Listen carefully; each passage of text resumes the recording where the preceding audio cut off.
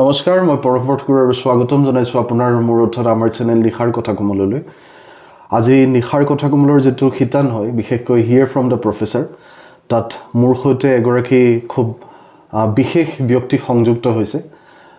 তেখেতে ইতিমধ্যে ভাৰতৰ বিভিন্ন জেগাত বিভিন্ন ধৰণে তেখেতৰ কৰ্মজীৱন আগবঢ়াইছে। তেখেতে মই যিমান দূৰ জানো উৰিষ্যাৰ ৰুৰকেলাই হওক বা অন্ধ্ৰপ্ৰদেশৰ মংগলগিৰি হওক বা গুণ্টুৰ হওক বা মুম্বাইৰ কথাই যদি কওঁ, এই বিভিন্ন ঠাইত বিভিন্ন অনুষ্ঠান প্ৰতিষ্ঠানৰ সৈতে তেখেত খুব সক্ৰিয়ভাৱে সংযুক্ত আছিল, বিভিন্ন ধৰণে কাম কৰিছে। আজি এই সকলোখিনি পাতিম, কিন্তু প্ৰথমেই মই তেখেতৰ চিনাকিটো আপোনালোকৰ আগত আগবঢ়াইছোঁ। তেখেত বৰ্তমান আমাৰ যি কাজিৰঙা বিশ্ববিদ্যালয়ৰ স্কুল অফ ফাৰ্মাচী আছে, তাত এগৰাকী অধ্যাপক আৰু লগতে সহযোগী ডিন হিচাপে কৰ্মৰত হয়। মই তেখেতৰ পুনৰবাৰ আজি নিশাৰ কথা কমলৰ সৈতে সংযুক্ত হোৱাৰ বাবে ছাৰক ধন্যবাদ জনাইছোঁ। তেখেত হৈছে ডক্টৰ শৈলেন্দ্ৰ কুমাৰ মহন্ত। নমস্কাৰ। যিহেতু ছাৰ ইয়াৰ নহয়, ছাৰ মই যিমান দূৰ জানো উৰিষ্যাৰ হয়, গতিকে আজি আমাৰ যিখিনি কথা বতৰা হ'ব এইখিনি প্ৰধানকৈ ইংৰাজী আৰু হিন্দী দুয়োটা মাধ্যমতে হ'ব। আশা কৰোঁ আপোনালোকে খণ্ডটো খুব সুন্দৰকৈ আদৰি ল'ব। सर पहले तो आज मेरे चैनल के साथ जुड़ने के लिए आपको बहुत बहुत बहुत बहुत धन्यवाद। आपको भी धन्यवाद। हाँ, एकदम मेरा जो सबसे बेसिक सवाल है आज, जो मेरा पहला सवाल है आपसे, आप कहाँ से बिलोंग करते हैं, योर बर्थ प्लेस, और उसके बारे में एक खासियत, उस जगह के बारे में। ओके, सो मेरा जन्म हुआ है राउरकेला में 1981, 4th of December. And that place is famous for Rourkela steel plant. Right. Basically Rourkela is a place which you can call mini India. Why I say mini India? वहाँ पे throughout India से सारे जगह के लोग एक जगह पे आपको मिल जाएंगे. Okay. Because a steel plant demands different level of expertise. Right. अब सब एक ही जगह से मिलेंगे ऐसा ज़रूरी नहीं है. So those expertise came from different parts of the country. Okay. आपको वहाँ पे कोई साउथ इंडिया से मिल जाएगा, कोई पंजाब से मिल जाएगा, महाराष्ट्र से मिल जाएगा, कश्मीर से भी मिलेगा आपको, केरला से भी लोग आके मिलेंगे आपको. So it was kind of a basically mini India. And you will be surprised to know Rourkela is a part of Odisha and most people speak in Odia, but in general if you see the communication that happens in Rourkela will be mostly in Hindi. Now Hindi is so popular over there. आप बंगाली से भी बात कर सकते हो, मराठी से भी बात कर सकते हो, महाराष्ट्र तेलुगु वाले से भी बात कर सकते हो, तमिल वाले. So everyone is comfortable speaking in Hindi. तो वहाँ पे आपको कभी भी ऐसा नहीं लगेगा कि मैं कहाँ आ गया हूँ, मुझे लैंग्वेज बैरियर है, मैं वहाँ पे एडजस्ट नहीं कर पाऊंगा, ऐसा नहीं है. There are people from all parts of the country. Right. Okay. और एक बात सर, जैसे ये जो चेंज हुआ from Orissa to ODI-SH, okay, जो पहले हम लोग को जब हम लोग स्कूल में थे, then it was ORISSA, then it got change to ODI-SH. तो आप लोग इस चेंज को कैसे लेते हैं? I would say I will welcome this change, क्योंकि बहुत सारे प्रोनाउंसिएशन जो आपके लोकल लैंग्वेज में होता है, it doesn't really translate into English. तो इंग्लिश में जिन लोगों ने उस समय ट्रांसलेशन किया, they did some mistakes in that translation, and because that it kept on going on as Odisha, but actually it is Odisha. And it reflects the Odia people over there, and it is ODIA. So now it is renamed as Odisha, ODISH. आपने जैसे during your course of your academic और your से work journey, आपने बहुत सारी जगह में काम किया है, be it Andhra Pradesh, Mumbai and now in Jorhat Assam. आपको मेरा सवाल ये है कि what similarity or differences do you see in these places? Okay, मुझे Mumbai, I'll talk with my first assignment in Mumbai. Okay. I worked in Glenmark Pharmaceutical, Navi Mumbai. मैं रहता था कोपर खैराना में. It was around 6 to 7 kilometers from वहाँ पे Navi Mumbai. And there is like you may be from any part of the country. वहाँ पे हर जगह के लोग हैं. Very commonly you can communicate with each other through Hindi. Okay. Marathi में भी अगर कोई आपसे बात करे, आप समझ जाओगे कि वो क्या बात कर रहा है. So it is not that difficult. Even for shopping, even for anything, इन खान पान में थोड़ा सा मिर्ची वहाँ पे ज़्यादा खाते हैं. हर चीज़ के खाने में थोड़ा मिर्ची का लेवल ज़्यादा रहेगा. काइंड ऑफ बटाटा वड़ा, जो वड़ा पाव आप बोलते हो, it is a daily tiffin for them. आप घर से निकलोगे, लोकल ट्रेन का कभी मुझे आइडिया नहीं था। मैं जब मुंबई गया, लोकल ट्रेन पे चढ़ा, मुझे पता चल गया कि what is a local train. 3 second में अगर आपने नहीं उतरा, आप एक स्टेशन मिस कर दोगे। So during the process you come to the next station, आप धीरे धीरे अंदर खिसकते खिसकते दरवाजे के पास आओगे, एंड जैसे ही ट्रेन रुका 3 सेकंड के अंदर आपको उतरना है। सिमिलरली अगर आपको ट्रेन चढ़ना 3 सेकंड के अंदर चढ़ना है। ये मेरा एक्सपीरियंस था in Calcutta. It was almost similar. Mumbai is the most dangerous experience. Dangerous in the sense में वो आपको टफ, रफ एंड टफ बना देगा कि ट्रेन कैसे चढ़ना है, कैसे उतरना है। वहाँ थोड़ा सा टाइमिंग में इधर उधर हो गया, आप लटकते हुए ट्रेन में जाओगे next station. So Mumbai was very good experience. वहाँ पे हम 6-7 दोस्त साथ में रहे थे, और सब अलग अलग जगह से।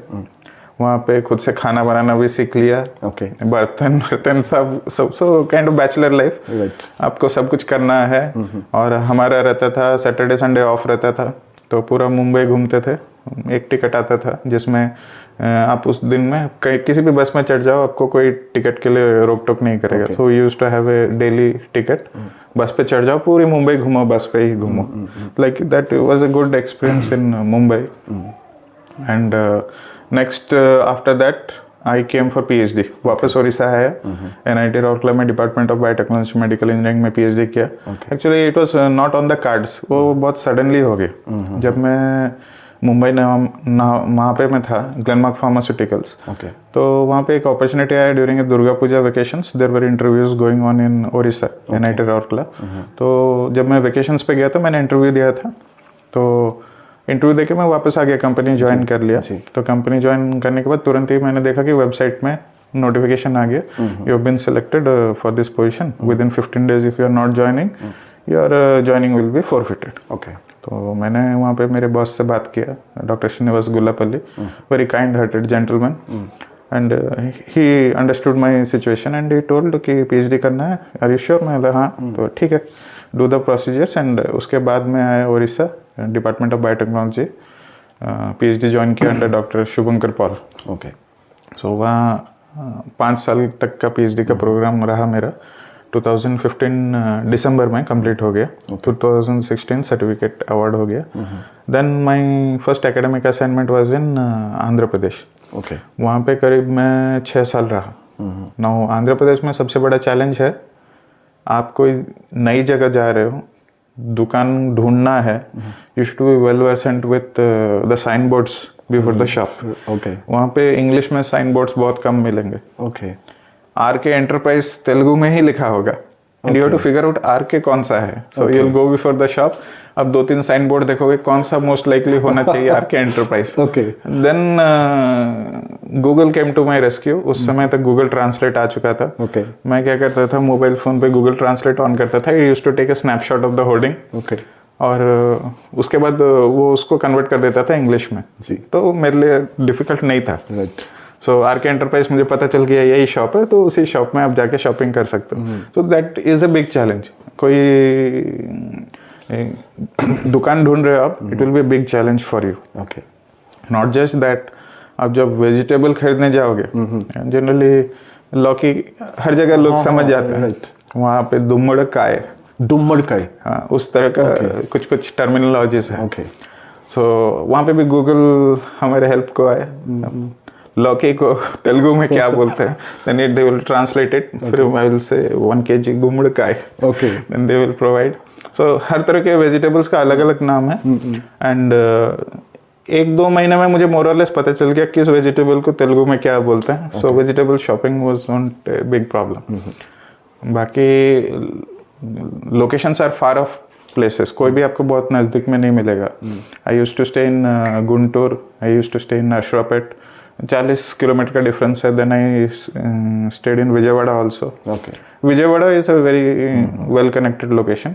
आपको सारे movie theatres, halls, major educational institution सब विजयवाड़ा के आसपास मिल जाएंगे। सो during that 6 year period it was a good stay at Vijayawada. After that I came to Assam.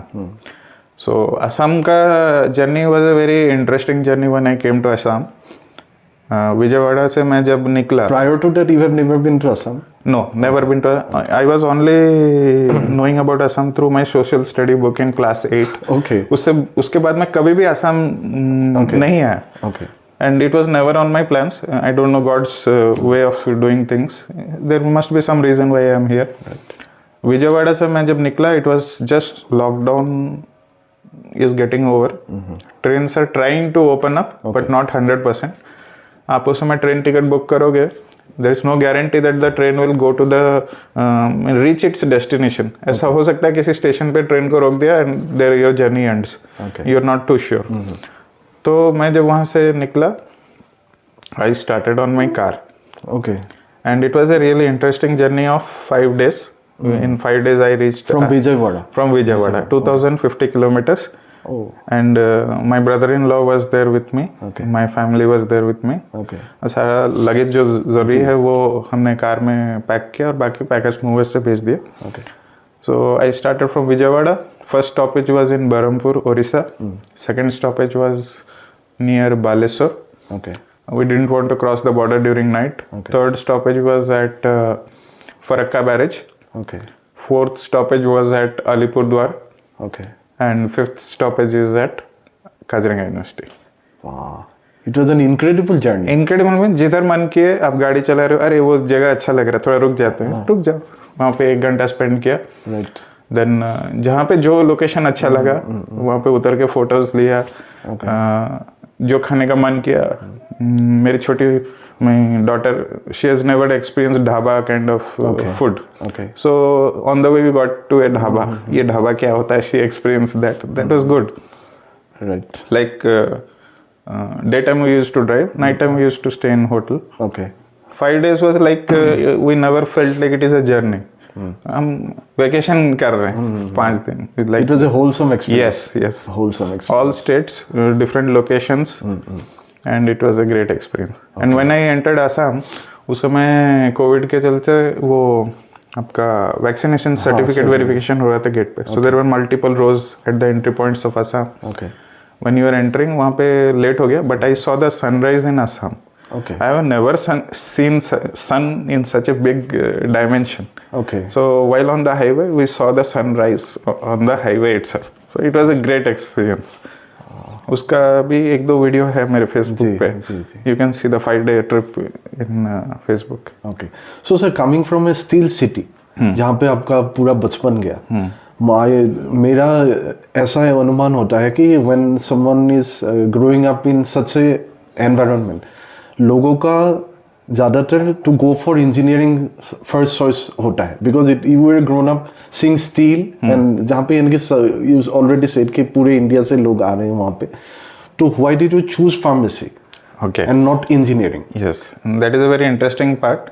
I was never more inclined towards engineering to pursue my career. I had always interested in kind of medical sciences, health sciences. So getting medical was the first priority. उस समय में parents का 2 ही profession दिमाग में आता था, either medical या engineering. और कोई ऑप्शन था ही नहीं किसी के पास, और A और B. So A में इंटरेस्ट था नहीं, so B was medical, so I prepared for medical. और मेडिकल सीट्स उस समय बहुत कम हुआ करते. There is no guarantee that even after first attempt or second attempt, third attempt, you will get a medical seat. So my interest was towards medicine, not necessarily pharmacy. But एक doctor थे, उन्होंने मेरे father को advice किया, not necessarily become a doctor, even if you study pharmacy also, you'll get a fair amount of opportunities going forward. Right. Then my uncle was also studying pharmacy during that time, so I talked to him and he told pharmacy is good, you can study. There are a lot of opportunities after doing the course and all. So I joined pharmacy. Okay. So आपका pharmacy का सफ़र वहीं से शुरू हुआ? वहीं से शुरू हुआ. जैसे सर मुझे जैसे नर्सिंग में होता है, they have a Florence Nightingale, yes, जिनको वो लोग आइडोलाइज करते हैं. फार्मेसी में भी ऐसा कुछ है क्या? Doctor M.L. Shroff. Okay. He is the father of pharmacy in India. And basically whatever structured dispensing of medications, those protocols and all, क्या करना चाहिए क्या नहीं करना चाहिए, things have started by M.L. Shroff in a proper way. Okay. In the pharmacy field. और sir जैसे जहाँ तक as far as my understanding goes, pharmacy is basically a Greek word. Yes. हाँ, Greek word. उसका meaning क्या होता है? Pharmacy means pharma means drug, and how you administer drug to the patient. Previously, the concept of pharmacy was a bit different. Like it was not in the form of tablets and all. So people used to formulate medicines, and then they used to dispense medicines. Okay. So पहले के time पे I have seen pharmacists giving powders also. Okay. And not necessarily tablets and capsules. So powders were also sometimes made in pouches. Those pouches were given to patients. So from that time to tablets to capsules, now orally dispersible tablets and all, lot of change in formulations have happened. So sir, इसी में मेरा एक सवाल है, the time when you were studying and now that you are being a teacher yourself, आपने क्या-क्या vast changes देखा है in the field of pharmacy? Yes, it is a very good question. जब हम पढ़ते थे उस समय एंटीमाइक्रोबियल रेजिस्टेंस उतना ज़्यादा नहीं था. Okay. I mean to say, you are taking an antibiotic for a particular microorganism ji. and you get treated by it. So when we were studying pharmacy during that time, there was a antibiotic, erythromycin, very popular drug used for throat infections. Okay. अब that was the very good drug and gradually people used it like chocolates. जब भी किसी को throat infection हुआ गए, they usually got those erythromycin tablets from a pharmacy store, sometimes with prescription, sometimes without prescription, and they used to consume erythromycin and they used to get treated. Now whenever you take an antibiotic, there is a particular course, like 3 days you have to take for some, 5 days for some even more than that. You have to complete the entire course. Right. You cannot discontinue an antibiotic in the middle of a course. Now people were like, अभी तो ठीक हो गया, strip में 2 tablet और बचे हैं, next time के लिए रख लेते हैं. Right. हाँ, जो common tendency of people. Antibiotics के साथ ऐसा नहीं कर सकते. You have given a course of treatment. You have to complete the course. You cannot discontinue. Now what happens is, you have taken erythromycin, you have discontinued in between. There are some microorganisms which are still inside your body, which are not killed at that point of time. And since you have discontinued the medication, जो body में drug levels होता है वो धीरे धीरे कम हो जाता है, and those microorganisms stay in your body. These antibiotics, whatever you are taking, sometimes they will go out of the body through the fecal route or through urination. And when people usually take these antibiotics and they go for washroom, they urinate these drug molecules out of the body. These antibiotic concentrations go into the sewage. Sewage is it is a library of microorganisms. Right. And when this limited concentration of these antibiotics go to the sewage, and all these microorganisms get exposed to this chemical substance at a very minimal concentration, they try to adjust to that antibiotic. And they develop resistance against that. Now this sewage water goes into the freshwater bodies sometimes here and there. And finally, if at all some contamination is there, some of these microorganisms will find its way into water bodies. And when you take that water through alternate route, if you don't boil water properly or don't filter it properly, those microorganisms again come back into your system. Right. And when that happens, you get infected by the same microorganism again. And this time when you take this erythromycin, it will become resistant. Okay. And that is what happened with erythromycin. Very good drug, and people used to get cured from throat infections very easily. But due to this habit of discontinuing medications in the middle of a course, erythromycin resistance came into the picture. Okay. जब sir हम लोग एक drug intake करते हैं for any disease, तो जो bad bacteria है वो तो डेट इज बीइंग किल्ड, उसके साथ जो अच्छा बैक्टीरिया है उसको भी मार डाला गया. Yes. तो जब when a person start to recover, तो जो अच्छा बैक्टीरिया था वो तो ऑलरेडी मर गया, वो वापस कैसे आता है? Now there are a lot of formulations available in the market that promote probiotic organisms. Okay. Some are there, for example, Yakult is one brand you will find very frequently. Lactobacillus casei. There are some microorganisms are already there in that curd, and you have to take it on a daily basis. And slowly, when those microorganisms, for example, you take curd also has Lactobacillus casei. So they will get into our GIT, and they will find locations where they can proliferate and they will stay within the GIT. Okay. Now, Lactobacillus casei is a very beneficial microorganism for our body. So there are some nutrients which you cannot directly absorb from food. Okay. We require the help of these microorganisms. First, these microorganisms will break down that food material, absorb all the nutrients, and these nutrients will be passed on to the host. Okay. That is to us. So there are good microorganisms which pass on those nutrients to us, and they live in a kind of symbiotic relationship within our body. Okay. But there are microorganisms which are pathogenic in nature. So once they come into the body, they are going to cause diseases. And what do we do? We take antibiotics.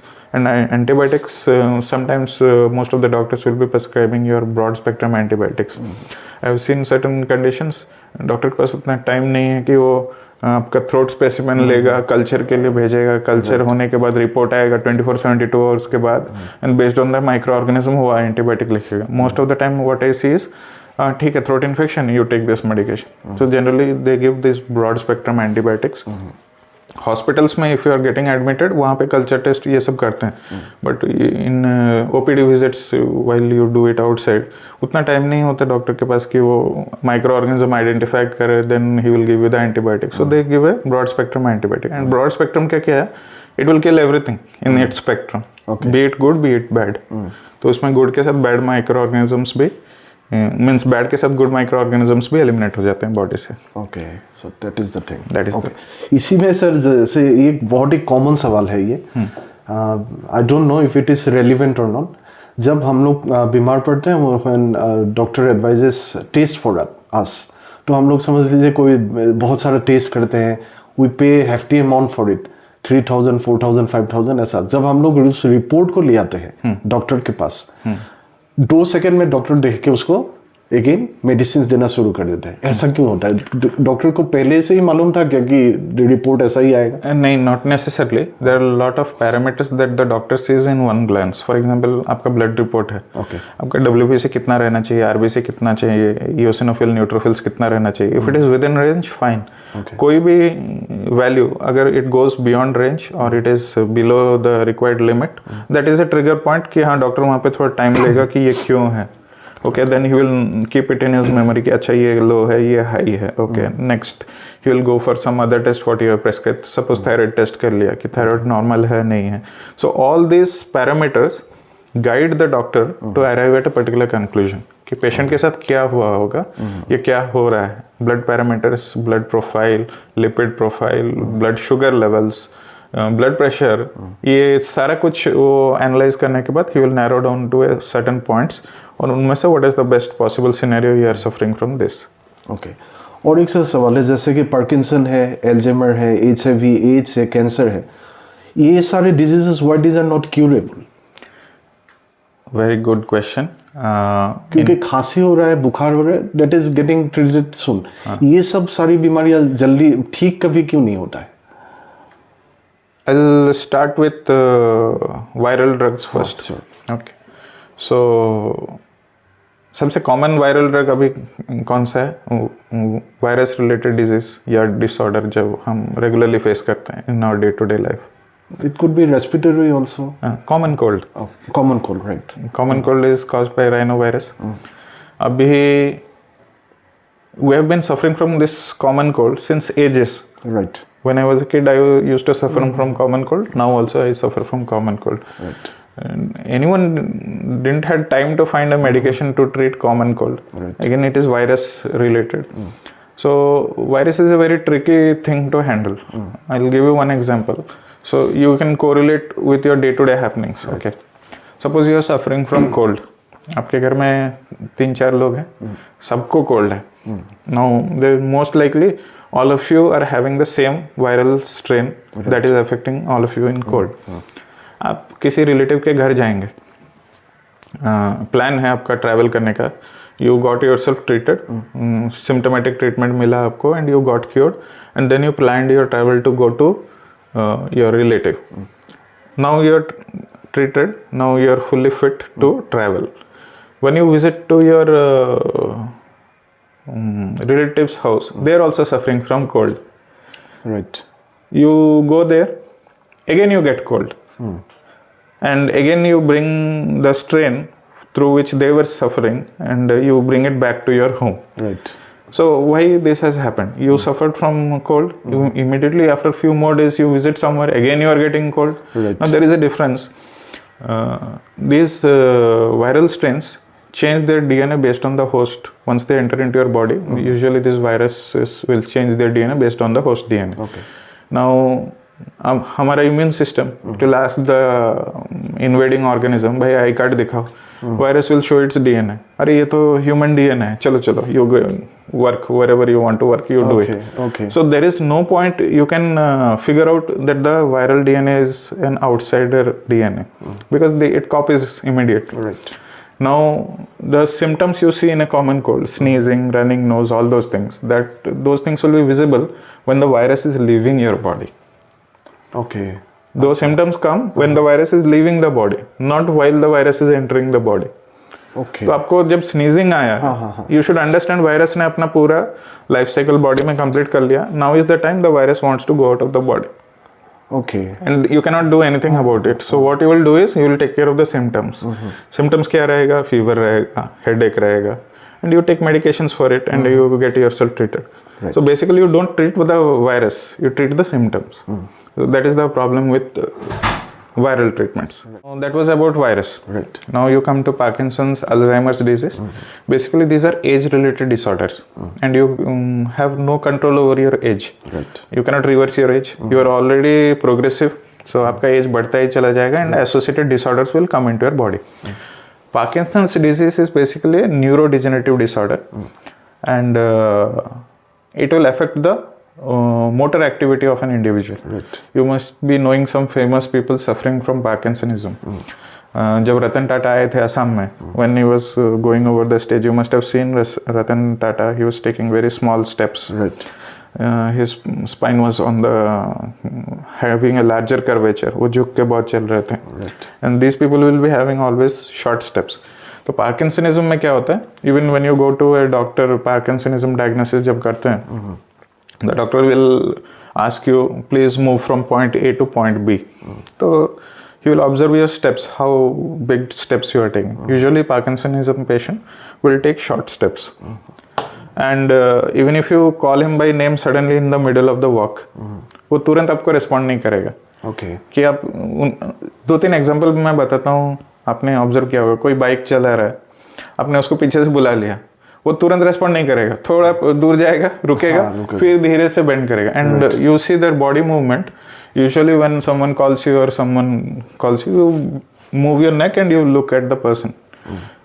In parkinsonism patient the entire body tries to move. Okay. Not just the neck. Whole body they will try to move. They will पूरा ऐसे move करेंगे. Okay. And they will talk. So that is called motor rigidity. Okay. It comes mostly in Parkinsonism patients. So it is again it comes with age, and detailed pathology तो है ही, but basically with in progressive age these kind of symptoms you will see in Parkinsonism patients. You don't have control over it. It will happen if it has to happen. Similarly with Alzheimer's disease, it is you lose memory. Lose memory means it will start with small things. आप घर से निकले, चाबी भूल गए, मैंने lock किया है रूम, गैस ऑन तो नहीं छोड़ दिया, ऑफ छोड़ दिया, आप फिर से जाओगे चेक करने के लिए सब ठीक है या नहीं. इट स्टार्ट्स विद दो स्मॉल थिंग्स. आप एक पर्टिकुलर लोकेशन के लिए जा रहे थे, आपने गलत टर्न ले लिया. राइट. अरे ये मैं कहाँ आ गया. आप कहीं वेजिटेबल मार्केट गए थे सब्जी लाने, वापस घर आने का रास्ता भूल गए, अरे मैं कहाँ से आया था. आपने कुछ सुबह प्लान किया था कि आज मैं ये परचेस करूँगा, रिटर्न करने का टाइम आपने सब कुछ परचेस कर लिया, बहुत सारे कुछ मिस कर दिए, अरे मेरे ध्यान में क्यों नहीं है. So these are small things that will happen when you suffer from Alzheimer's disease. Again, that is related to age. Now what happens is, जैसे हमारे पेन ड्राइव या हार्ड डिस्क में हम डेटा सेव करते हैं. Right. So when that data goes into the hard disk, it is stored in a particular pocket. And dimension is given to that memory कि आप यहाँ पे रहोगे. Right. Whenever that data has to be accessed, it has to follow this particular pattern, and it will be read by the device. Brain में भी कुछ ऐसा ही है. Whenever you do things, those memories are planted in different locations of your brain. And उन locations को connect करता है neurons. So a group of neurons when connecting together they will form a kind of wiring and that will tell you okay कल आप कहाँ थे. Those wirings will get wired up to that memory location and you will be able to tell that information. Alzheimer's में क्या होता है, आपके जो न्यूरॉन्स का कनेक्टिविटी है that gets disconnected at different positions. Okay, अच्छा. तो मेमोरी तो सेव हो गया. When you are trying to retrieve that memory, वो connections आपके build up नहीं हो पा रहे. तो connections अगर आपके build up नहीं हो पा रहे, you won't be able to recall it. Right. And that is why you are not able to tell it. So these problems, see, neurons form and they degrade also. तो जो already existing memory neurons हैं, before they degrade, they rebuild also. जब ये damages overseeds repair, then this problem happens. Okay. This is a very big and major issue. Okay. तो उसके लिए sir कभी भी ऐसा दवाई नहीं बन पाया है क्या कि to completely cure it? जो claim करते हैं, I don't believe कि once because the fundamental thing is the connectivity of the neurons that retrieves your memory. There may be a lot of medication. They may claim कि हम memory बढ़ा दे रहे हैं. See, for example, कुछ plant products है जैसे शंख पुष्पी. हम जब पढ़ाई करते थे फार्माकोग्नोसी में पढ़ते थे शंख Pushpi improves your memory. Right. तो मेरे एक दोस्त थे, उन्होंने पढ़ा, वो मार्केट में जाके ढूंढा कि शंख पुष्पी कहाँ पे मिलेगा. एग्जाम्स पास आ रहे हैं. He thought शंख पुष्पी पीक के मैं जो पढ़ूंगा याद कर लूंगा, एग्जाम में सब लिख लूंगा. And he treated himself with शंख पुष्पी. थोड़ा करके लेने लगे. Okay. हम आसपास के रूम में रहते थे. हमने देखा कि अरे ये नया टॉनिक क्या पी रहे हैं, तो हमने चेक किया शंख पुष्पी. हमें पता चला कि ये एग्जाम में टॉपर बनने के लिए ये इलीगल मेथड्स यूज कर रहा है. Okay. सबने उस बॉटल में से एक लेके पूरा बॉटल खाली कर दिया. Okay. बट उससे कुछ ज़्यादा फर्क नहीं पड़ा कि your memory doesn't improve sharply. Just it will create an environment where the recovery process can improve. Okay. और एक सर सवाल है, जो कोमा है, we all know what a coma is. वो स्टेज एक्चुअली क्या होता है? से और कोमा में लोग क्यों चले जाते हैं? अगर किसी का कोई एक्सीडेंट भी नहीं हुआ है, कुछ भी नहीं हुआ है, माने से ही इज स्लीपिंग, अचानक से सुबह उठ के सबको मालूम पड़ रहा है कि he is in a coma stage, जबकि उनका कोई एक्सीडेंट वगैरह कुछ भी नहीं हुआ है. Why this happens? I will share one example with you. Okay. आप हाइपरग्लाइसीमिया मैनेज कर सकते हो. Okay. You must have seen people suffering from diabetes. आप जनरली देखोगे you can manage hyperglycaemia but you can not manage hypoglycaemia. Right. Brain को अगर 5 minutes आपने oxygen देना बंद कर दिया या ग्लूकोज सप्लाई बंद हो गया, your brain will go into a state called coma. Okay. Just 5 minutes you detach oxygen supply to brain और न्यूट्रिएंट सप्लाई और glucose to brain for 5 minutes, your brain will go into coma. उसी वक्त कोई मर भी सकता है? मर भी सकता है. Okay. There is a chance you can go to dead. And once ये टिश्यू क्या है, once they start getting degraded they can not recover back. वो प्रोसेस बहुत मुश्किल है. So hypo thing is always dangerous thing. Hyper you can manage, hypo is you can not manage. अब उसमें होता क्या है, our brain requires 220 grams of glucose per day. 220 grams for you to assume Glucon D का जो छोटा packet आता है 200 ग्राम का, आप यू कैन एज्यूम ये इतना ग्लूकोज आपको पर डे चाहिए अपना ब्रेन को स्मूथली फंक्शन करने के लिए. अब even for a diabetic patient? Even for a diabetic patient brain का अपना रिक्वायरमेंट है. Without glucose your cells will not survive. तो ब्रेन का जो रिक्वायरमेंट है 220 grams of glucose per day उसको चाहिए. तो आपको एजम्पशन के लिए ग्लूकॉन डी का जो 200 ग्राम का पैकेट आप एज्यूम करो इतना ग्लूकोज ब्रेन को रोज चाहिए. And from where does that glucose come from? Your food. आप जो खाना खाते हैं that gets converted into glucose through blood, it goes into the brain. Cells get the glucose, they convert it into energy and that energy is utilized for various cellular processes. अगर आपको glucose नहीं मिला, brain will go into a state where you call it as coma, and during that stage your subconscious mind will be functioning but your conscious functions will all vanish. So you must be seeing coma में है patient, उसका heart beat भी चल रहा है, सांस भी ले रहा है, sensations भी हो रहे होंगे but he will not be able to respond. Right. So conscious responses जो भी हैं आपके, those conscious responses will be suppressed, your subconscious activities will be going on. Okay. And you never know when your conscious activities will come back. Because आप नहीं जानते अंदर किस mechanism पे किस extent तक damage हो गया. So basically, if a person goes into coma, you can always expect at some point he may wake up, not necessarily wake up, but even you cannot predict the timing कि कब उठेगा वो. Okay. और sir जो very common आजकल दिखाई देता है heart attack and stroke. Stroke क्यों आता है? There are different types of strokes. Okay. Basically लोगों ने और stroke के बाद जो आदमी paralyzed हो जाता है. Okay. Why ये क्यों होता है? I'll give you some examples. There are different types of stroke, but basically what you see is hemorrhagic stroke that happens in the brain. Now, there are a lot of microcirculation within our brain. Okay. Major blood vessels are there. They branch into minor blood vessels and micro blood vessels that supply blood to all the tissues. और sir sorry to interrupt in between. अगर किसी को इसका early symptoms कुछ दिखाई देता है. I'll tell you. तो स्ट्रोक में क्या है, आप अचानक से गुस्सा हो गए. मैंने अभी भी मैं जानता हूँ मेरे कुछ टीचर्स थे, कुछ प्रिंसिपल थे, गुस्सा होने से उनका हाथ पांव कांपने लगता था. And that is a very they have come to a threshold. वो थ्रेशोल्ड अगर छूट गया उनसे, डेफिनेटली कुछ ना कुछ हो जाएगा उनको.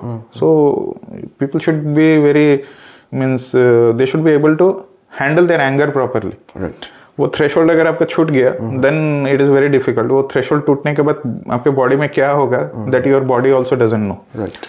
So during that stress, your body releases a hormone called cortisol. Okay. And it will constrict your blood vessels. Blood vessel में आपके blood होता है. Blood is you assume it as volume. जब blood vessel constrict होगा, blood pressure increase होगा, because that volume has to move somewhere. Right. It doesn't find a way, it would create a pressure. तो वो pressure बढ़ते जाता है.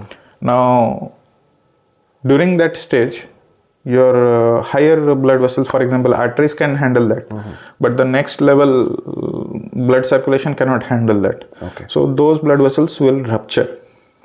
So when it happens inside your brain, a particular tissue, it is devoid of blood supply and oxygen for a certain period of time.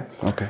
And वो tissue is deprived of oxygen नहीं मिलेगा, nutrients भी नहीं मिलेगा. And I told you 5 minute तक का blockage and the tissue will start to die off. Right. Now that particular section of your brain may function for a different particular motor activity. Suppose you are moving your hands, a particular location of your brain is regulating those activities. So depending on those locations of those clots, the functional ability of those tissues related to those organs will be lost. Okay.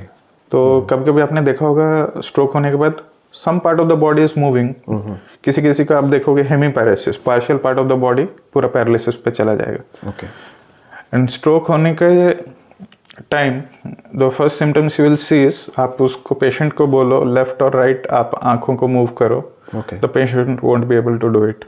आप means आंख को left लो, right लो, the patient won't be able to do it. You ask the patient to lift the arm, patient will not be able to do it. Left or right, whatever you ask, it won't be able to do it. This is basically तुरंत या 2 days or 2-3 days? नहीं तुरंत means condition खराब होने से पहले these are the symptoms you will be seeing. Okay. And you ask the patient to open the mouth. पहले तो difficulty होगा मुंह खोलने में. If at all the patient opens the mouth, you'll see the tongue. It will be kind of twisted. Okay. ऐसे waves आ जाएंगे. Then you should immediately understand patient को स्ट्रोक लगा है, इमीडिएटली उसको हॉस्पिटल लेके जाना है. And patient basically 30 minutes to 1 hour time है उसके पास. उसके अंदर में अगर ब्लड थिनर्स या कुछ ऑल्टिप्लेस नहीं दिया गया, most likely the clot is going to form over there. And उसके बाद जो पैरालिसिस रह गया, you can not do anything about it. Okay. तो वो treatment within 30 to 1 hour, 30 minutes to 1 hour, उसी के बीच में आपको देना है. वो अगर नहीं मिला तो situations are going to get worse. और एक सर जैसे फार्मेसी में one important part is basically animal experiment. तो जो हर बीमारी के लिए क्या एनिमल के साथ ही एक्सपेरिमेंट किया जाता है और sometimes it is human also? We develop animal models based on the human disease characteristics. Okay. We try to develop, not necessarily सारे disease conditions के लिए animal model बनेंगे. Say When I was in Glenmark Pharmaceuticals, we used to work with animal models. For example, neuropathic pain. Neuropathic pain क्या है? Neuro जो model आप बता रहे हैं, this is basically living animal. Living animal. Living animal में हम create करते हैं. I'll tell you how it is done. So neuropathic pain is basically whenever you have any biological term, अगर आपको समझ में भी नहीं आया, just break it up into 3 words. Neuropathic pain. Neuro means related to neuron. Pathic means pathological condition. Pain means आपको उससे pen मिल रहा है. So basically न्यूरॉन से related pain is known as neuropathic pain. ये किन कंडीशंस में होता है? When you damage your neurons, diabetic neuropathy होता है. उसमें आपके पर्टिकुलर न्यूरॉन्स के ऊपर में जो माइलिन शीथ है that gets damaged, and because of that inflammatory processes start to occur in that region, and वो inflammation वहाँ पे बढ़ जाता है. तो उससे रिलेटेड पेन बॉडी में प्रोपागेट होता है. जनरली डायबिटिक फुट होता है, उनको पल्साटाइल पेन आता है different parts of the body where the neuron gets damage, और वहीं पे वो दर्द रहेगा. सो इंजरी में भी न्यूरोपैथिक पेन होता है. You damage certain neurons and those pain what you can say signals come from that part of the body. So basically we try to develop that model in an animal. उसमें एक model होता है CCI model, animals में होता है. तो rat का जो सियाटिक नर्व है हम उसको आइसोलेट करते हैं and we tie it using catgut. तो कैटगट मिलता है स्टोर्स में, मिलता है मेडिकल स्टोर्स में मिलता है. Its property is it will cause inflammation in the tissue in and around where it is tied. Now when we tie this catgut, उस न्यूरॉन नर्व फाइबर में ब्लड सर्कुलेशन बंद हो जाता है. Second, it will create inflammation in that nerve fibre, and since multiple force features are given, so because of that inflammation in that neuron will be there. After that we tie the sciatic nerve properly, tie the tissue, and the animal is allowed to recover. After 8 days you will see, if you touch that paw of that rat, उसका sensitivity बढ़ जाता है. It will not be able to walk properly. उस पाँव में limping रहेगा. And there is one equipment known as Randall Selitto. उसमें आप रैट को रखते हो and we put the paw of the rat in that instrument, and when we run that instrument, एक पर्टिकुलर वेट आने के बाद रैट वो पॉ खींच लेता है. So basically we measure pain by increasing the weight on that particular paw. तो कितने वेट पे पॉ वापस खींच रहा है, we use to record it. Normal animals ज़्यादा वेट भी ले सकते हैं, बट कम वेट पे भी एनिमल्स पॉ खींच लेते हैं. तो in that way we try to replicate the disease model in animals, and after that will give the medications देने के बाद, in spite of the disease conditions, the animal will be able to bear more weight. Means उस पाँव पे अब ज़्यादा weight भी अगर रखो, the animal will be able to bear it. So from that we get an idea. Now all animal models don't mimic the exact physiological condition of a human being. More or less mice and rats में majority of the experiments होते हैं, and those data are collected in the preclinical studies. Preclinical studies में जो data आएगा, based on that we plan the phase 1, phase 2, phase 3 clinical studies. तो मान लीजिए किसी एनाल्जेसिक ड्रग का हमने प्रीक्लिनिकल में टेस्ट किया, हमें पता चला कि yes it is having a potential benefit. We go for phase 1 clinical trial. Will first see that this new drug is not having any physiological side effects in human beings. तो उसमें क्या, phase 1 में आप healthy volunteers लोगे, 20-25 volunteers, and you will test this molecule in them that they are not having some serious side effects. After that you are going to take diseased patients, means patients who are having neuropathic pain related disorders. During that time you will give this medication and you will see how much benefit they are getting after taking this medication. That means there will be some scale. 1 से 10 के scale में आपका pen कहाँ पे आ रहा है. You will give a rating कि मुझे 7 पे पेन आ रहा है, मुझे 8 पे पेन आ रहा है. After medication they will give again rating देंगे. 1 से 10 के बीच में 5 में दे रहे हैं, कोई देगा 4 में, कोई देगा 3 में. So when the pain threshold comes, means benefit goes high, the scale goes down. So basically 2-3 का scale दिया means patient is feeling good. So sir, ये जो मेरा अगला सवाल है, I may be very ignorant while putting this question forward. जैसे we all know कुत्ता जो होता है उसमें रेबीज जर्म ऑलरेडी है, से डॉग्स और कैट्स. जब जो एंटी रेबीज इंजेक्शन बनता है और से एंटी वेनम जो बनता है उसमें क्या कुत्ते से भी कुछ लिया जाता है? नहीं, कुत्ते से कुछ नहीं लिया जाता है. It is basically the organism that causes rabies in that dog. तो इसका ट्रीटमेंट पहले के टाइम तो 40 इंजेक्शंस होते थे. वो भी पेट में दिया जाता है, पेट में नियर द नेवल. और उसका पेट आपका फुल के गुब्बारा कि इतना इन्फ्लामेशन हो जाता है आप खाना नहीं खा पाएंगे, कपड़े ढंग से नहीं पहन पाएंगे. From that 40 injections it narrowed down to 14 से 7. Now maybe now it is 5. So पहले के सिचुएशन आप इमेजिन करो कि 40 injections. It is a difficult thing. Better to avoid a dog rather than getting 40 injections. Exactly. So it was a difficult time. And ये rabies क्या है? You'll identify dogs who are salivating. Lot of saliva secretion will be there. इतना saliva production होता है कि मुंह में जगह नहीं होगा. You'll see saliva dripping out of the mouth of the dogs. Okay. तो when a rabies infected dog bites a person, उनको भी वही symptoms आ जाते हैं. Excessive salivation. मुंह में जगह नहीं होगी. You'll just saliva will drip off your mouth. Second आप देखोगे rabies dog they will try to rotate in a particular direction. Most likely on the left side. And the dog will keep on rotating in one position. और उसका पूंछ भी नीचे हो जाता है. That is due to pain and stress. वो कर लेता है. But the main symptom is the rotation. Okay. It keeps on rotating on one side only, not the other side. So whenever you see such kind of animals, उनको avoid करो. And you will have the fear of water. मैंने पानी पियोगे नहीं, पानी का word सुना तो hydrophobia. That is one of the key symptoms of this rabies. Okay. अभी sir coming back to pharmacy, M pharm के बाद जैसे स्टूडेंट्स को ये अवसर होता है कि they can go for clinical research, और जो इंडस्ट्री है इसके बारे में मैं आपको चाहता हूँ कि आप इसके बारे में थोड़ा विस्तार से बताइए अबाउट द इंडस्ट्री. उनको एक्सपोजर किस तरह से मिला जाता है and what kind of job opportunities they will be having in future. Okay, so very pertinent question. पहले के टाइम पे जो फार्मेसी पढ़ते थे it was basically diploma in pharmacy, bachelors in pharmacy, masters in pharmacy. Right.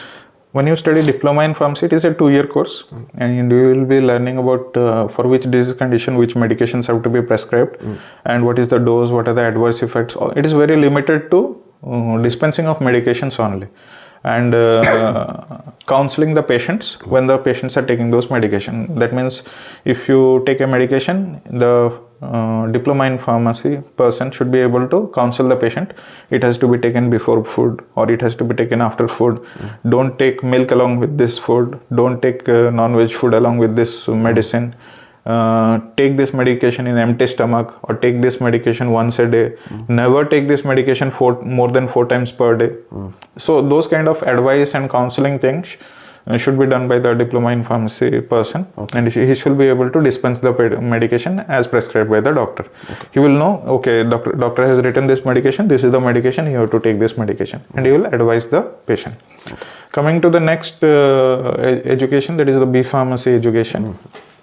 You will be able to do all these things what this diploma in pharmacy people have done. Right. But in addition to that, you will also fit in a pharmaceutical company, manufacturing process. Okay. So when a B.Pharm graduate goes to a company and वहाँ पे pharmaceutical formulation process है, first you have to understand how this manufacturing process is going on. Later on they will be part of that manufacturing process. Someone will be doing granulation before tablet manufacturing. Someone will be doing drying of the API. Someone will be doing punching, tablet punching, and someone will be associated with packaging and all those things. So basically in B.Pharm level, you develop qualities where you can fit into an industry where the manufacturing process of this pharmaceuticals are done. And you can also fit in a hospital. You can fit in a dispensary. You can have your own shop also.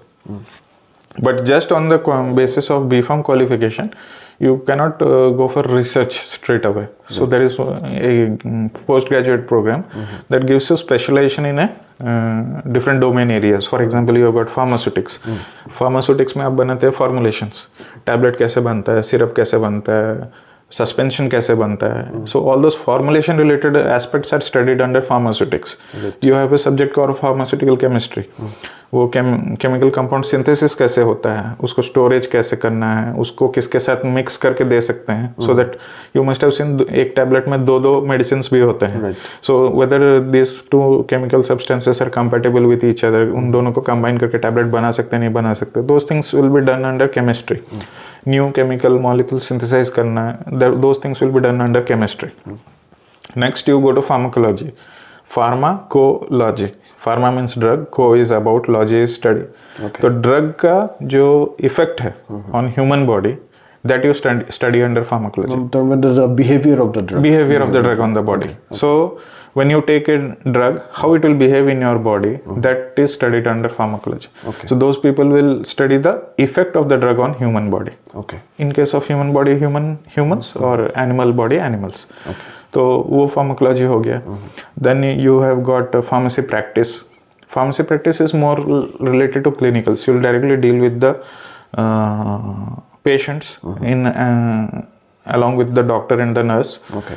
Sometimes doctors are not available. You will monitor the patient charts.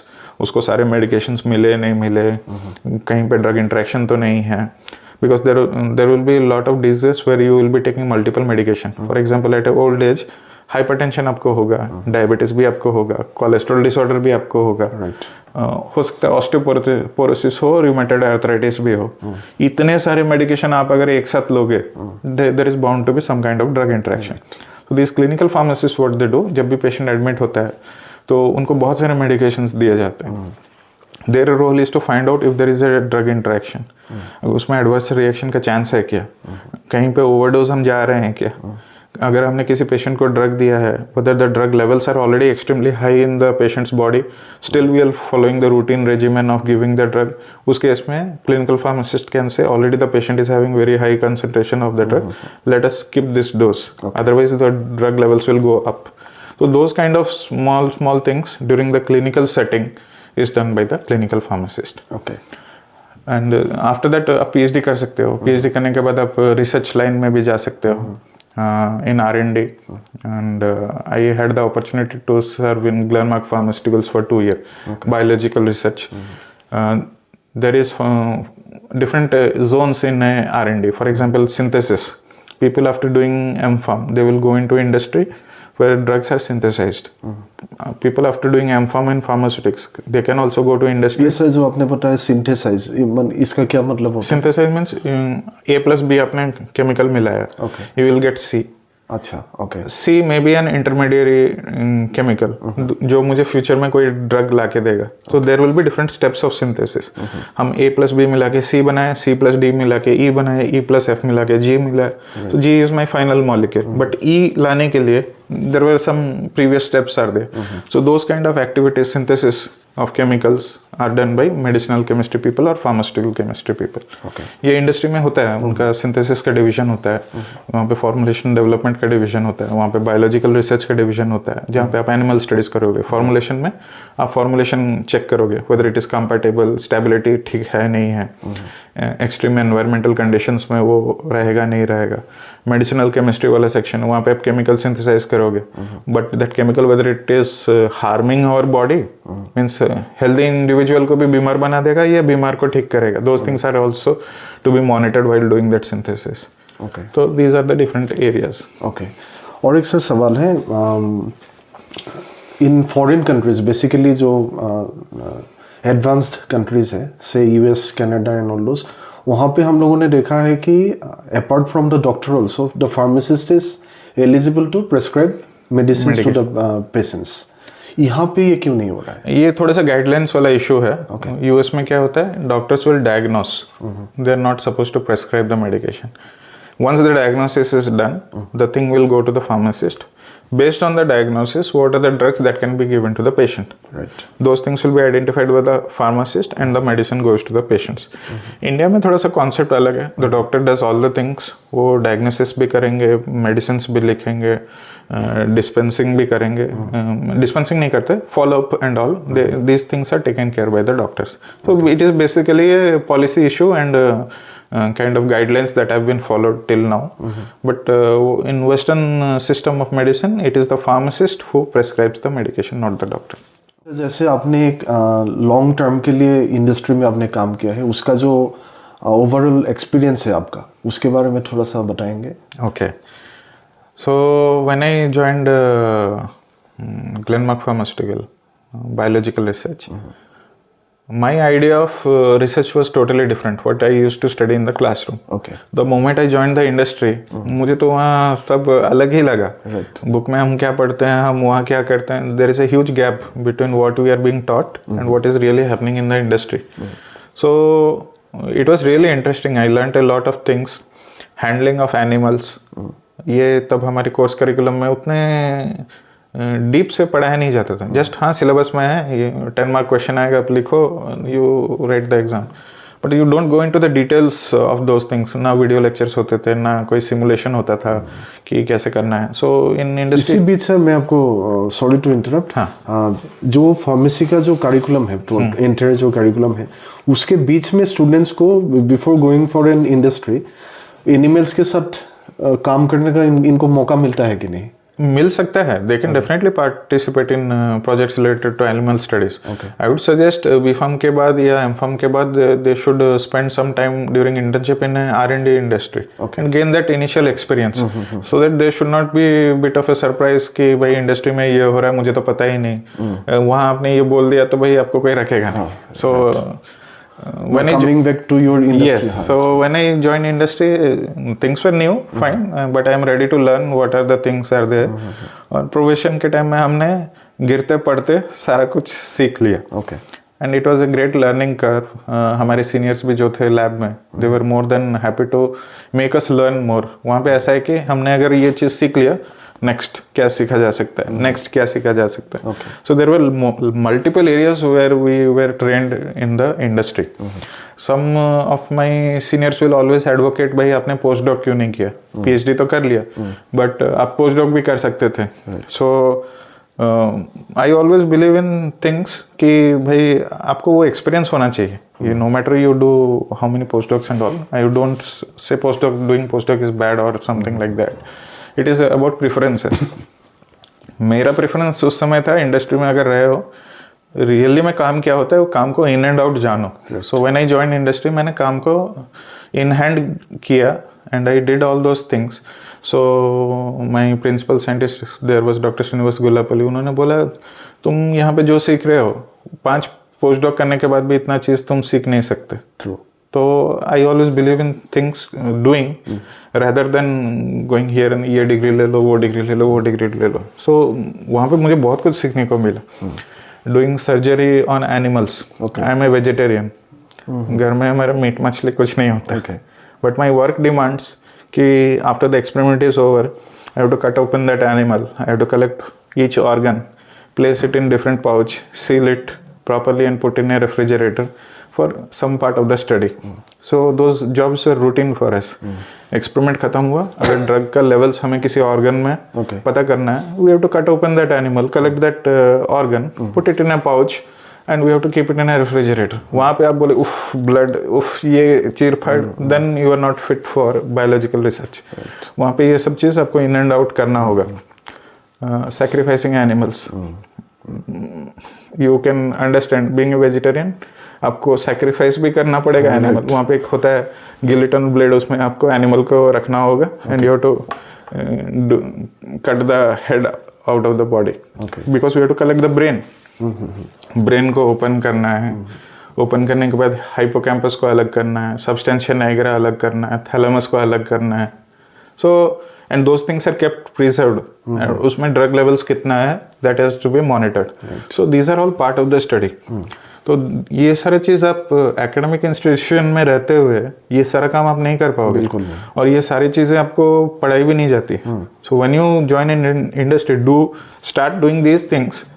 या तो आप सीखो, अगर वहाँ पे आप initially probation period में आप एडजस्ट नहीं कर पाए, definitely you will be filtered out of there. If you survive that probation, definitely you are going to stay in the industry. But industry में मेरा एक चीज़ था, I always wanted to learn new things. थोड़ा industry में काम monotonous हो गया. मोनोटोनस इन द सेंस, आप वही एनिमल स्टडी रोज कर रहे हो, 365 डेज ए ईयर. आप एक्सपेरिमेंट करने के बाद वही डेटा सबमिट कर रहे हो. And at some point of time, the work becomes monotonous. Right. And you don't do some new things. वो flexibility आपको academics में मिलता है. Okay. Where you can design projects, you can do your own experiments. वो flexibility आपको academics में मिलता है, industry में नहीं मिलता है. Industry में protocol है, this is the experiment, you have to submit these results. खत्म. Okay. अभी जैसे आप बच्चों के साथ हैं, you are with students. अगर आपको choice दिया जाए to pick one कि going back to the industry and train students, या फिर क्लासरूम में आपको क्लास लेने के लिए बोला जाए, दोनों में से आप किसको चूज करेंगे? और what will make you more happy? I will choose classroom. Reason is industry में जाने के लिए भी तो there is some benchmark. You have to be trained to a certain level in order to get into the industry. That benchmarking is getting down day by day because academics में curriculum change हो रहा है, लेकिन वो चीज़ train करने के लिए lot of trainers are not there. For example animal studies जो हम इंडस्ट्री में कर रहे हैं, same things can be done at academic institution. You develop a animal house, you have a set of animal experiments. At least if you do some fundamental basic things with the students, like animal handling आप कर सकते हो, basic injection techniques आप सीख सकते हो, animals को oral dosing सिखा सकते हो. These are some of the fundamental things you can do at academic level. Industry में जाके स्पेसिफिक जो प्रोटोकॉल रिक्वायरमेंट्स है आप वो तो कर लोगे, बट वो करने से पहले आपको ये सारी चीजें आना चाहिए. These things are doable in academic institution. तो बच्चों को उन चीजों में ट्रेन करना बहुत जरूरी है, सो that they should not B blank when they appear for industry. कि आपको पता है ये नहीं, हमने कभी किया नहीं है. So industry thinks twice when they have to train you from scratch to certain level. तो आप अगर सर्टेन लेवल ऑफ ट्रेनिंग लेके इंडस्ट्री जाते हो, then you are always welcome there. और एक सर बात है, जैसे आप इस बारे में मैंने आपसे पहले भी बात हुआ था मेरा, जैसे चाइना है, हाँ, वहाँ पे अभी ऐसा माहौल हो गया है कि जो पीएचडीज है, बहुत सारा पीएचडीज हो गया. हाँ, बहुत सारा. और जो क्लास 6, 7, 8 और से 10, 12 पास किया हुआ है, ऐसा हालत हो गया कि they are getting paid more than even a PhD graduate. आपको लगता है कि ये पर्टिकुलर सिचुएशन इंडिया में भी होने वाला है? This situation what I discussed with you, ये हुआ था 2005 के आसपास. During that time the situation was like, China में क्या, people gave more preference for higher degrees, but basic things करने के लिए भी तो कोई स्किल लेवल चाहिए. एंड फॉर सिंपल वेल्डिंग, आप मास्टर्स के स्टूडेंट्स को तो नहीं बुलाओगे, एमटेक वाले को आप वेल्डिंग करो, but he should know that skill. But due to preference for higher degrees, they went for higher courses and higher degrees, but जो basic skills चाहिए, those things were lacking in those people. तो कहीं पे welding करना है, आप welder को बुलाओ, he will do the welding. But when you ask masters in mechanical engineering, आप welding करो, welding ये मेरा काम नहीं है. मीन्स वो एक माइंडसेट हो जाता है कि ये काम मैं करूँगा, ये काम मैं नहीं करूँगा. Ideally masters person should know all this things. उनको सारा कुछ आना चाहिए, वेल्डिंग आना चाहिए, बेसिक इलेक्ट्रिकल कनेक्शंस आने चाहिए, wiring in A room. I will give you one example. मैं जब पीएचडी कर रहा था, उस समय हमारे लैब में एक वायरिंग होना था. तो उस लैब के वायरिंग के लिए देयर वाज वन आईटीआई गाय. उनको कुछ नहीं ज़रूरत पड़ा, वो आए, रूम एक बार देख लिया कहाँ से कहाँ वायरिंग होना चाहिए था. उन्होंने कैलकुलेशन सारा ठीक कर दिया and did that wiring, completed it. उसके बाद उनका कहीं और पोस्टिंग हो गया, वो वहाँ से चले गए. Now comes a new engineer, BTech degree, masters ये वो किया हुआ है. उनको चाहिए map. He brought the map. He told I will take 48 hours to study this map. 48 hours के बाद उन्होंने देखा ये इशू हो सकता है, वो इशू हो सकता है, ये कंस्ट्रक्शन आपको तोड़ना होगा, हमें वहाँ से वायरिंग लेना होगा, all this things. Of course those labs were similar in size and structure. एक लैब उन्होंने कर लिया बिना किसी उसके, फटाफट सब कुछ निपटा लिया एंड ही वेंट. जो दूसरा लैब बनना था सेम इन डायमेंशन, बट उनको वहाँ पे कंस्ट्रक्शन में चेंज करना ही रिकमेंडेड कि नहीं वो वहाँ पे चेंज करना, वहाँ पे ड्रिल करके इसको होल करो, ये करो. Those things came into the picture. So then I realised कि when you are going for higher skill sets, you should not ignore the basic skill sets. Basic skill sets आपके पास रहना जरूरी है, and that happened in China. China में क्या हुआ, because people preferred higher degrees, जो basic के बारे में बिल्कुल बेसिक चीज़ों पे जो लोग फोकस किया depending on their capability they studied those things, but those people were very handful in China. Now कोई भी मेजर इंडस्ट्री प्रोजेक्ट होता है, इट इज़ नॉट दैट आप सिर्फ मास्टर्स वालों को ले जाओ, बीटेक वालों को ले जाओ and they will complete the project. ये require hands on the field to do that work. अब वहाँ पे वेल्डिंग करने के लिए आप मास्टर्स वाले को आप वेल्डिंग करो, वो 10 बार putting a blank face over there. And these skilled workers, even though they were handful, they were in so demand, they got higher pay packages than even a PhD guy over there. And this situation was there in 2005 and around. That is why China put a ban on these skilled workers going to other countries for doing work. For example, UAE में जाते थे, Saudi Arabia में जाते थे, China put a ban on them. ये लोग यहीं पे रहेंगे, ये यहीं पे काम करेंगे. So they stopped allowing them to go abroad. Otherwise वो स्किल सेट तो पूरा उनका चला जाता है, and for getting those skills you have to bring workers from other countries. India में भी कुछ उसी तरह का सिचुएशन आ रहा है। Initially there were ITIs, there were diploma colleges, और ITIs used to produce this people, fitter, plumbing, welding, this skill sets they were very good. There are few states they are still pursuing with ITIs and all, but majority of the education institutions going forward ये सब open करना नहीं चाहते, because दो skill sets आज के corporate jobs में ज़रूरत नहीं पड़ता है, but when you require hands on, these are the skill sets that are required. और सर आपका जो रिच एकेडमिक और इंडस्ट्री जर्नी रहा है, कभी किसी बच्चे ने ड्यूरिंग ए क्लास और even in your work place कुछ ऐसा सवाल पूछा है जिससे दैट रियली अमेज्ड यू कि wow that's a great question? मैंने डिफरेंट एनिमल्स हैंडल किए थे। तो उसमें एक मेरा फोटो है फेरेट के साथ। फेरेट बहुत लोगों ने नेशनल ज्योग्राफिक पे या डिस्कवरी चैनल पे देखा होगा। फेरेट क्या होता है, कैसे? Even I don't know what the ferret is. Ferret थोड़ा सा आपका नेवला जैसा होता है, and it is usually not found in Asia, you will find it in Africa and other countries. तो हमारे एक स्टडी हुआ था जिसमें हमें वो मॉलिक्यूल एक फॉरेन कंपनी के लिए वो स्टडी करना था, एंड दे स्पेसिफिकली इंसिस्टेड कि वो फेरेट पे ही होना चाहिए, वो किसी दूसरे एनिमल पे नहीं होगा। तो फेरेट मंगाया गया बाहर से, and it was put in cages, and ferret is a kind of carnivorous animal, and its teeth are razor sharp. जो आरी होता है, आरी के तरह ही उसके दांत होते हैं। गलती से वो, एंड उसको चिकन खिलाया जाता था, और खूब सारा चिकन खाता था, and people who used to feed them chicken, हम भी इतना चिकन नहीं खाते, तो लोग खाओ।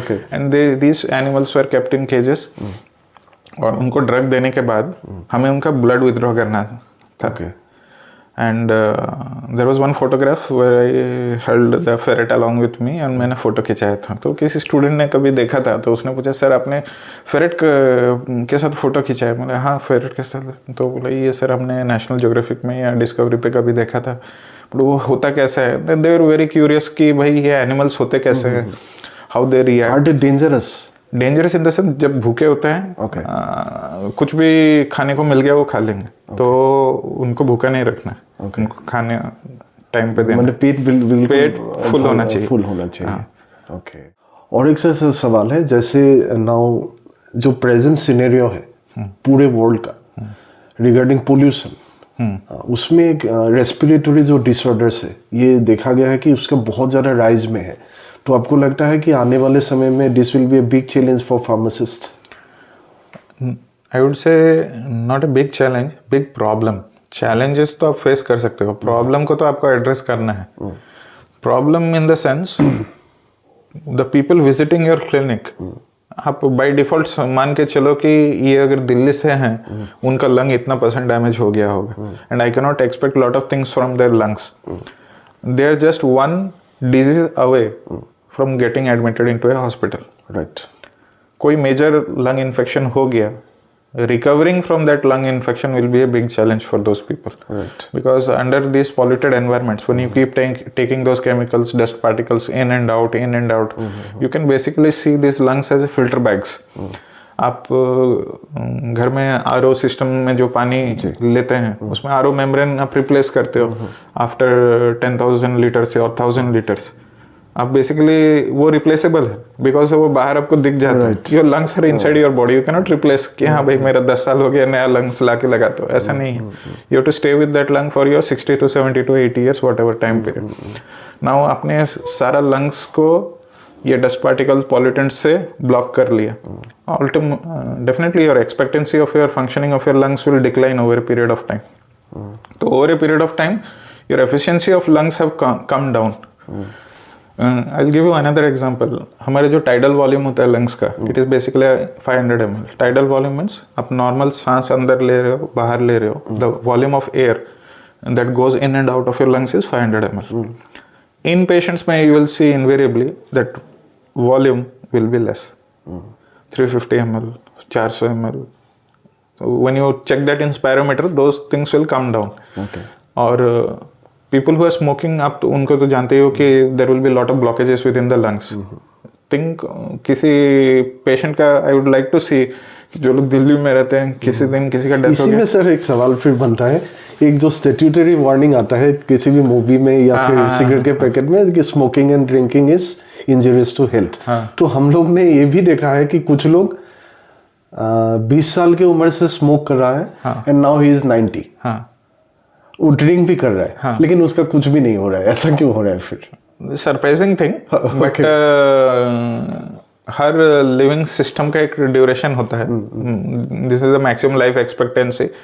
आप उसमें जितने pollutants, drugs, cigarette, alcohol add करते जाओगे, आपका लाइफ एक्सपेक्टेंसी कम होते चले जाते हैं. And maybe because of good luck he is surviving till 90 years. कुछ तो पुण्य किया होगा उन्होंने. Otherwise these are the things that is going to decrease your life expectancy. You are expecting a certain life period. By taking this, your life expectancy you are reducing. आपने बातों के बीच में बताया था कि when the virus is leaving the body, then we see the symptoms. ये बहुत ही मुझे अनोखा लगा. थोड़ा सा और इसके बारे में मैं डिटेल थोड़ा सा मैं बैकग्राउंड भी दे दूंगा. You will try to relate it so that you can figure out ये spread क्यों होता है इतना जल्दी. When virus is leaving the body, the virus will release certain particles, viral proteins and all those things in the blood. जब viral proteins blood में आते हैं, our immune system is able to find out. Protein पकड़ लेंगे हमारे body के जो immune system है कि ये प्रोटीन हमारे बॉडी का नहीं है, क्योंकि वहाँ पर डीएनए कंपोनेंट इन्वॉल्व ही नहीं है. तो वायरल प्रोटीन ब्लड में हमारा कहाँ से है?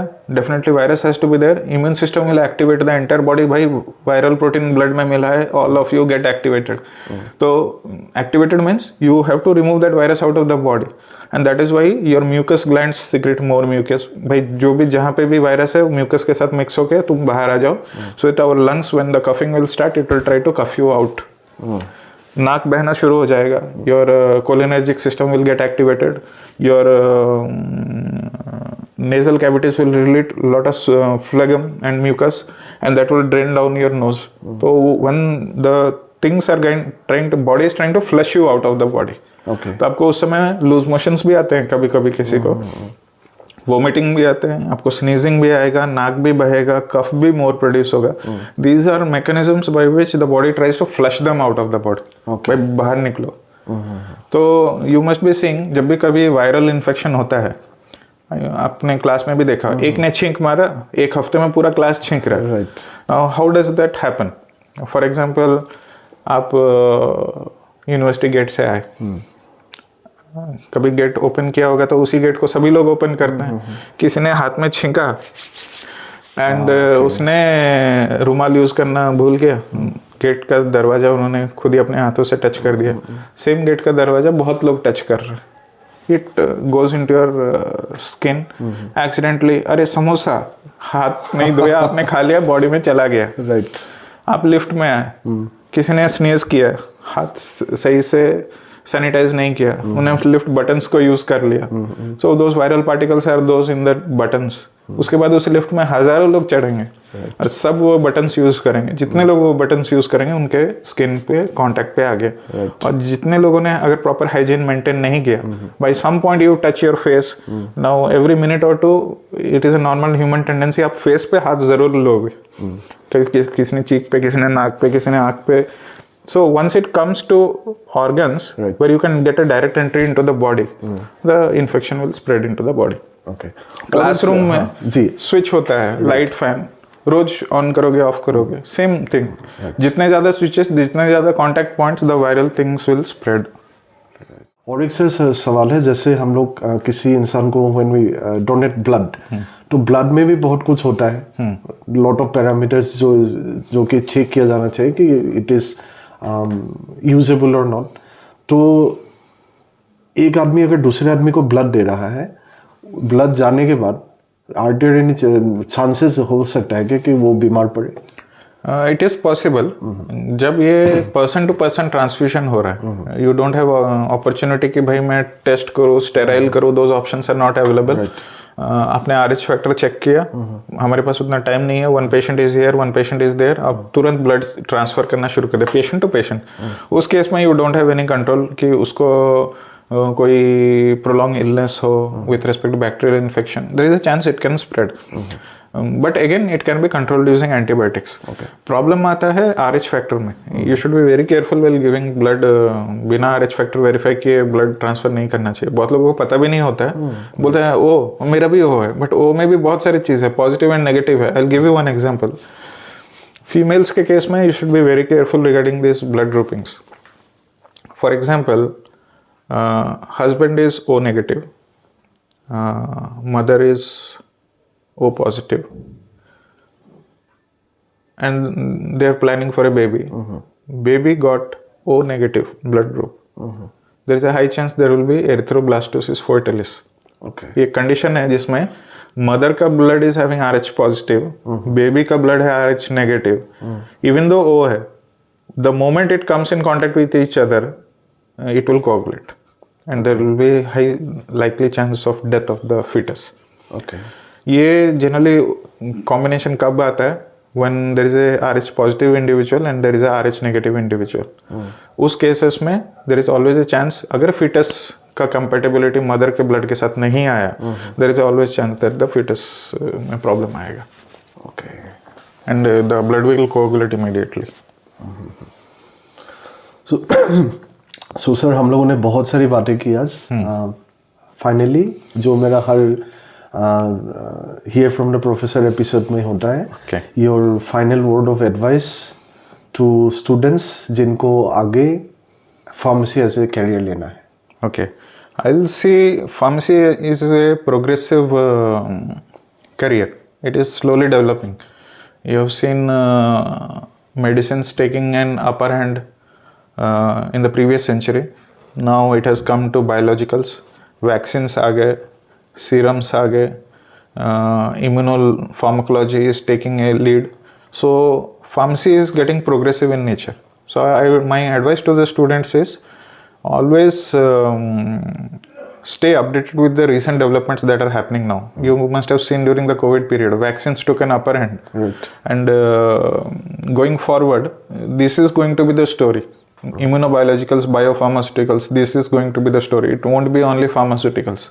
So you have to adapt to the changing dynamics of pharmacy education, where more and more of biological components are going to get involved, involving vaccines, enzymes, and immunotherapeutics. So you need to constantly update yourself with the change in trending technologies in the pharmaceutical industry. Okay. So আজি ছাৰৰ লগত কথা পাতি বহুত ভাল লাগিলে আৰু সকলোতকৈ ভাল এইটো কাৰণে লাগিলে বহু ন কথা আমি শিকিলোঁ, বহু নজনা কথা জানিলোঁ, বহুতো বেমাৰৰ বিষয়ে আমি পাতিলোঁ। ছাৰে গোটেইখিনি বিষয়ে খুব সুন্দৰকৈ আমাক বুজাই দিছে আৰু ছাৰৰ যিটো ইণ্ডাষ্ট্ৰি এক্সপিৰিয়েঞ্চ আছিলে সেই বিষয়ে আমাক খুব সুন্দৰকৈ ক'লে। তেখেতৰ ষ্টীলৰ যি নগৰী আছিলে ৰুৰকেলাৰ পৰা তেখেতৰ যিটো যাত্ৰা সেই বিষয়ে আমাক ক'লে। বিজয়বাৰৰ পৰা অসমলৈ কেনেকৈ আহি পালে, এটা খুব সুন্দৰ 5 দিনীয়া যাত্ৰাৰ বিষয়ে আমাক ক'লে। এটা খুব সুন্দৰ অভিজ্ঞতা তেখেতে লাভ কৰিলে। তাৰ ওপৰঞ্চি জন্তুৰ লগত কেনেকৈ কাম কৰে ছাৰে নিজেই ক'লে যে তেখেত ভেজ হয়, ভেজিটেৰিয়ান হয়।